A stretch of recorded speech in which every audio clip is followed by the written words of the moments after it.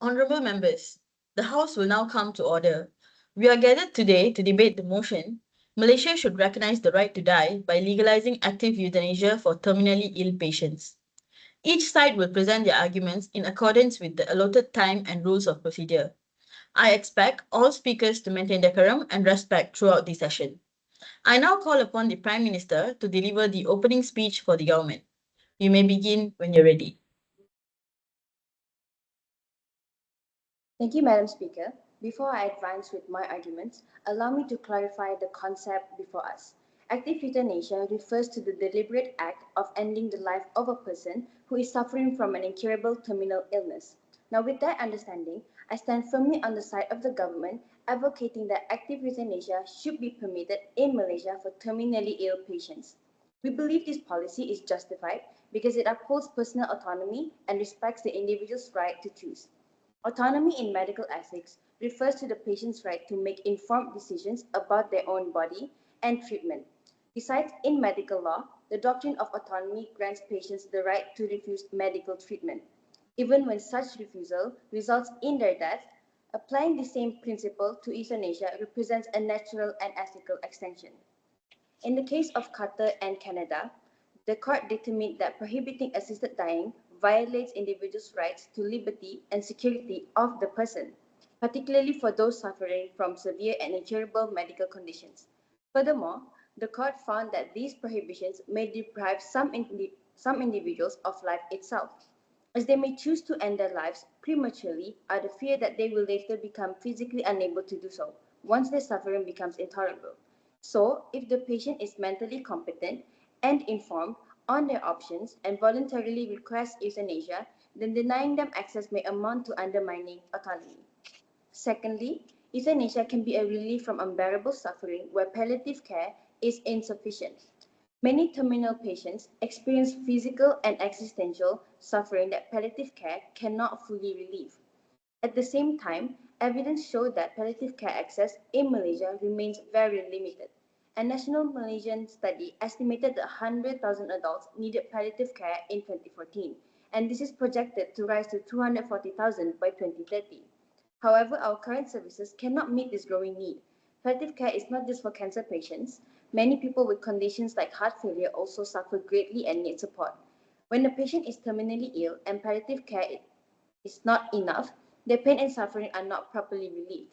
In such situations, giving patients the legal option to end their suffering becomes a more understandable choice.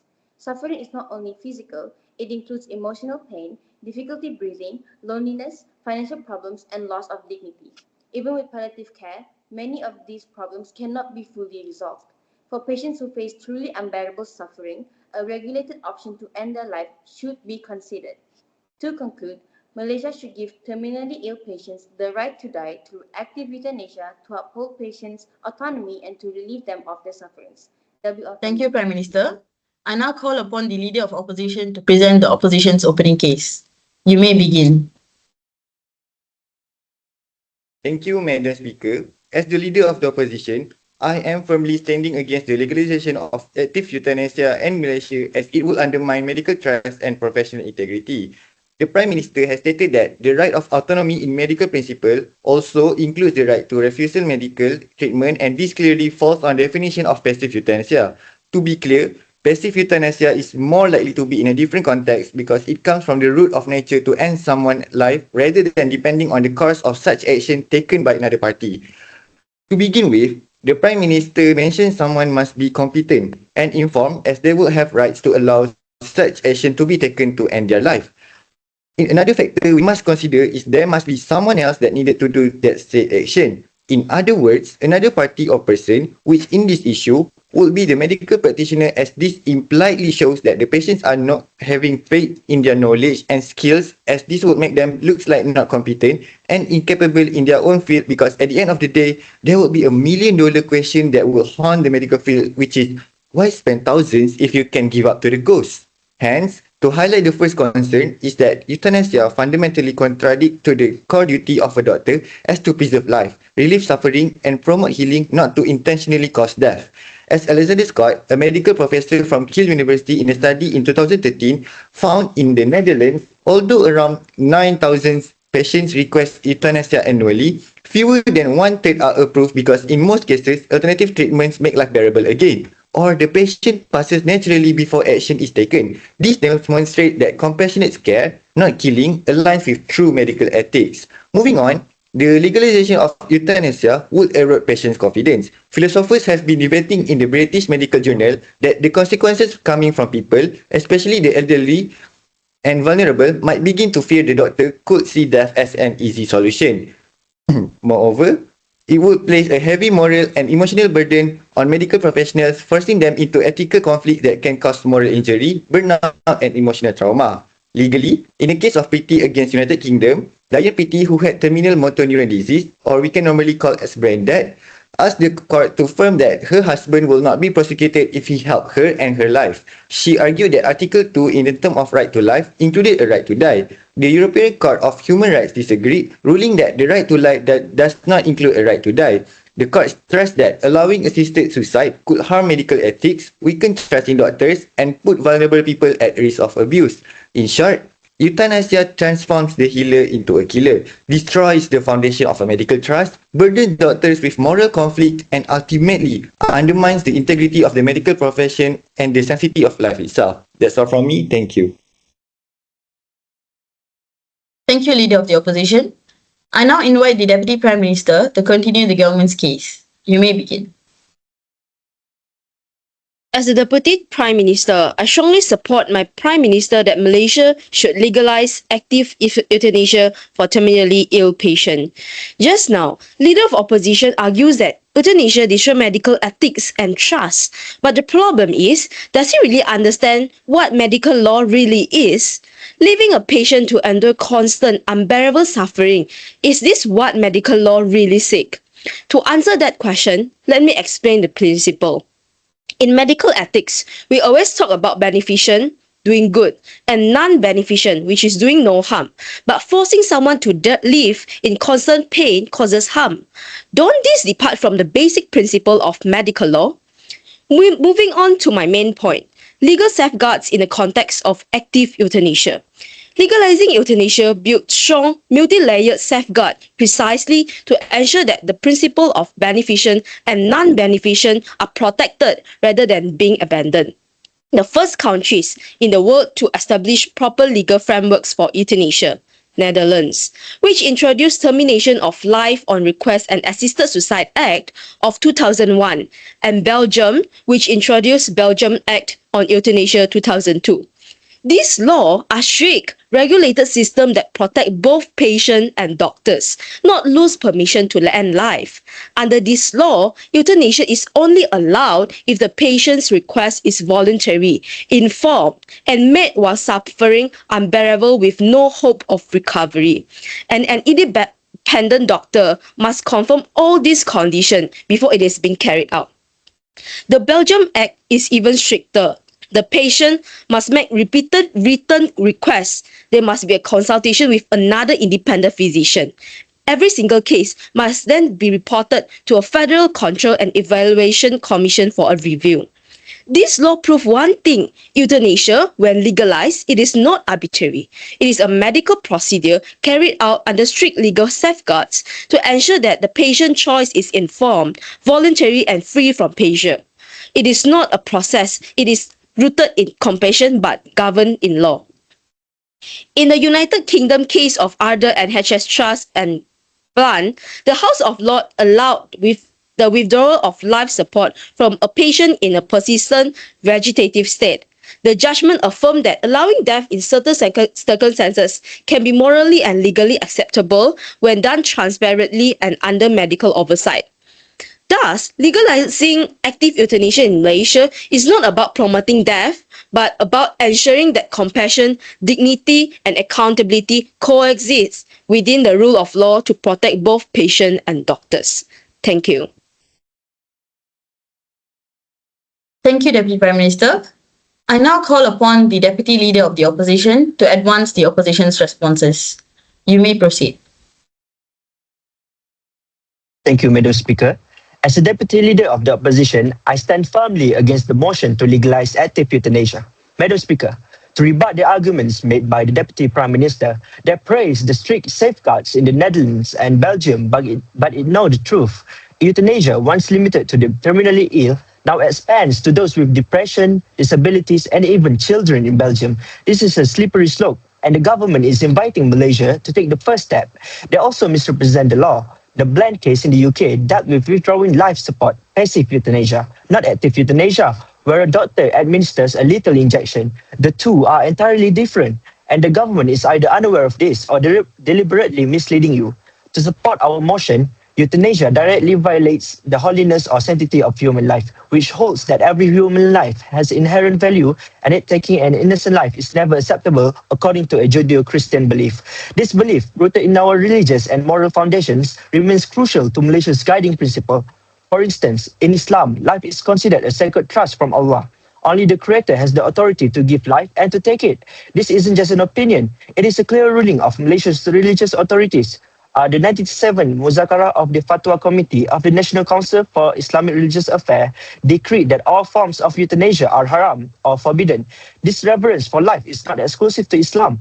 It is also stated in the core principle of Buddhism and Hinduism through the principle of ahimsa, which is non-harming, and in Christianity, which views life as a sacred gift from God. Therefore, legalizing euthanasia will directly violate the country's firmly held moral and spiritual beliefs, in which the majority of the citizens in Malaysia hold on to at least one of these beliefs. It is unfair to reject all of these beliefs just to legalize one matter which goes against the basic principle. Furthermore, the government's proposal undermines the ethical foundations of medicine, particularly the maxim primum non nocere, which means first do no harm, which is central to Malaysia's Medical Council Code of Practice that is based on non-maleficent and beneficent. Unlike passive euthanasia, where unnecessary life support is withdrawn and the illness runs its natural course, active euthanasia involves intentionally causing a patient's death. This shifts from the doctor's role from healer to executioner, eroding the trust in the doctor and patient relationship. In such a system, vulnerable groups like the elderly or the chronically ill may fear the doctors are no longer acting solely in their best interests. Therefore, we must focus on improving palliative care, not on legalizing killing. We stand to protect the vulnerable, uphold the ethics of medicine, and defend the sanctity of life. We urge the House to reject this dangerous motion. Thank you. Thank you. I now invite the government whip to summarize the government's case and deliver their closing arguments. You may begin.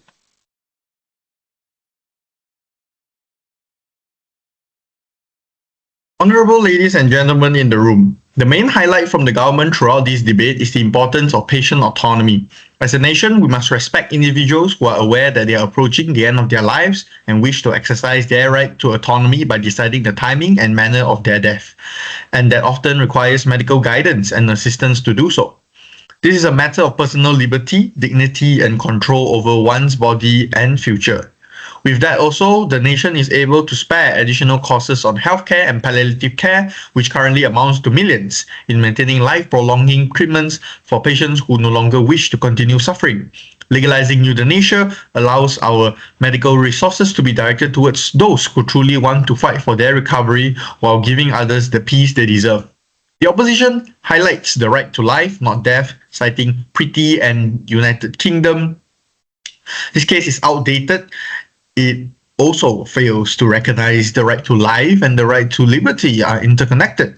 Being able to choose death in some way is a part of exercising the right to life and liberty. To live or not to live is a deeply personal decision and is one choice that should belong to the individual, not the state. Hence, euthanasia does not breach the line of morality or legality. Instead, it redefines the right to life as the right to live and die with dignity. Now, what defines murder and what defines causing death in a compassionate manner? One major concern from the opposition is the slippery slope that the eligibility criteria for euthanasia could gradually expand over time. While this concern sounds alarming, it is largely speculative. The initial intention behind legalizing euthanasia has always been to lessen the suffering of terminally ill patients, and in countries like Belgium and the Netherlands, the system remains heavily regulated. Doctors, ethics committees, and strict procedural laws ensure that euthanasia is not abused but administered responsibly. The points presented by the opposition are built on assumptions that death and life are two separate things, when in truth, life and living are not the same. Living in unbearable pain without dignity is not truly life. The government believes that respecting one's decision to end such suffering is the ultimate act of compassion.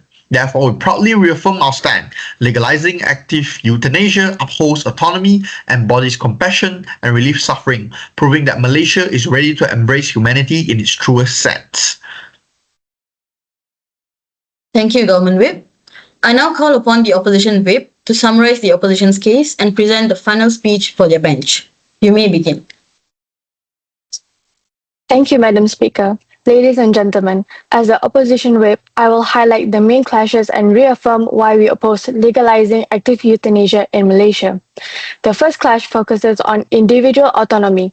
The government argues that legalizing euthanasia respects autonomy and dignity, but we maintain that autonomy has its limits. All major faiths in Malaysia teach that life is sacred and only the Creator may end it. Hence, legalizing it contradicts our moral and religious values.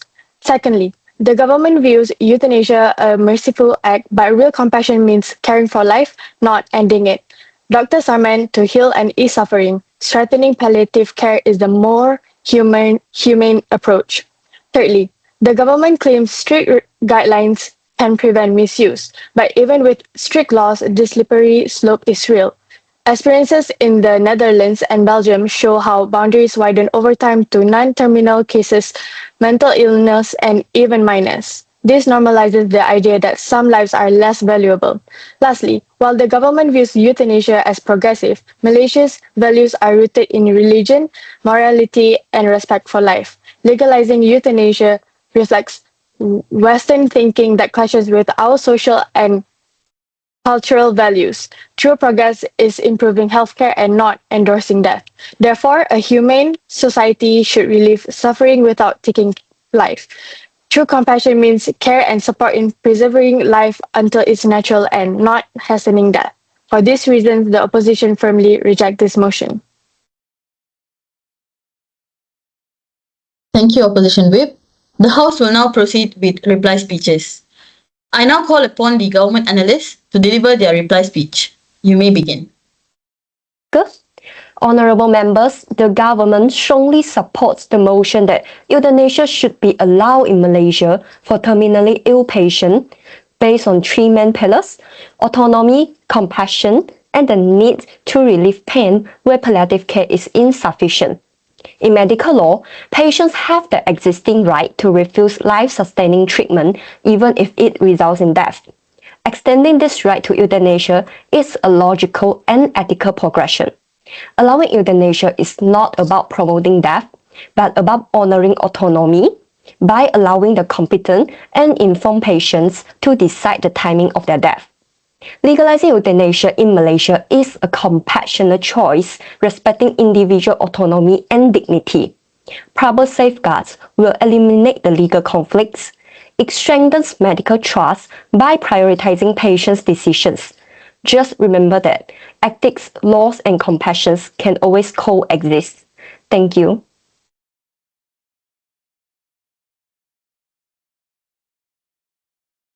Good day, Madam Speaker, honorable members of the House.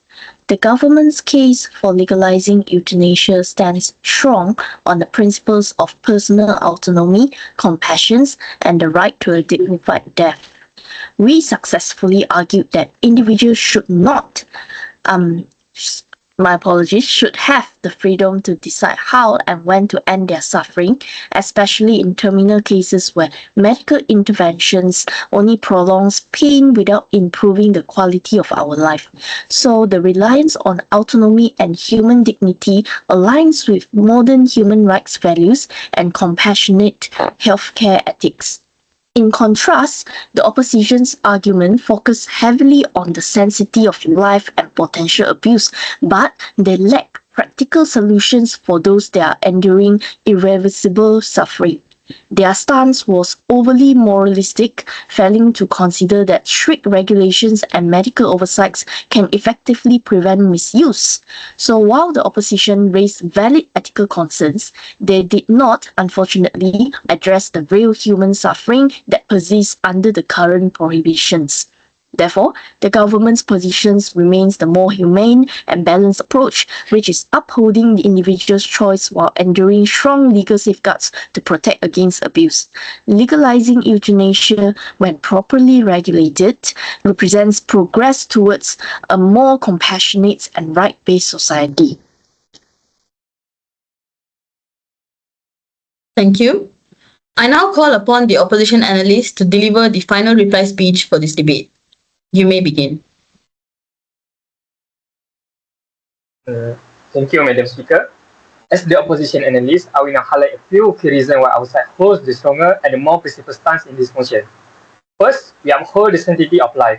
Our country, Malaysia, with its diverse society, is founded on moral and religious values that regard life as sacred and must be protected. The government's idea of a right to die clearly challenges this foundation that holds our diverse society together. Legalizing euthanasia does not show mercy, but it shows surrender. We believe compassion means supporting people through suffering, not ending their life. Secondly, we defend and we protect the people. In practice, euthanasia laws carry significant risk and inconsistency. Around the world, for instance, we have seen a slippery slope effect and how the concept of unbearable suffering has become overly broad and subjective. The government focused mainly on individual autonomy and relief from suffering, but they overlook the potential for abuse and misuse. Such oversight raises serious concerns about the normalization of euthanasia as a common solution to suffering. And lastly, the government argues that palliative care is insufficient. We do not deny that terminally ill patients experience severe suffering and that palliative care may not always relieve their pain. However, legalizing euthanasia could reduce the urgency to improve pain management, hospice care, or other palliative treatments that may actually enhance patient welfare. As euthanasia might be seen as a quicker and easier solution to suffering. And as a result, patients and families may feel compelled to choose death not because it is truly their choice, but because it seems more convenient, less costly, or worse, the only available solution. So we must ask, what happens to those patients who still want to live but need better care if our focus shift from healing to ending life? So that concludes my speech.